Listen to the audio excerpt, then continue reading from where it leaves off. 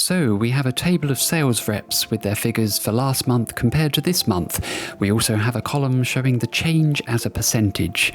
It's a bit dull though, isn't it? So let's spruce it up. Select the range, open the Format Cells window, and on the Number tab, choose Custom as the category. We want to create a format code that will make the positive values green, the negative ones red, and the zeros blank. And we also want up and down symbols displayed beside. You can find these in the Symbols window, which is found on the Insert tab. You'll see them under certain fonts like Arial. Double click on them to insert them into the active cell, and then you can copy and paste them across. So in our code, starting with positive values, we put color 10 in square brackets. This is one of 56 colors we have access to in custom formats, and I think it's the best variation of green there is.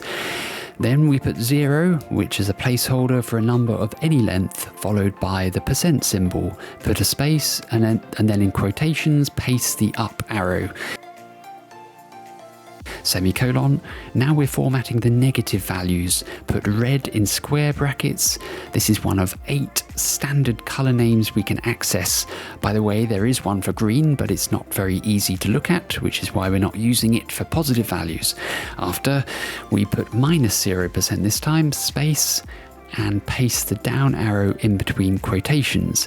We must include another semicolon, so values equal to 0 will display as blanks.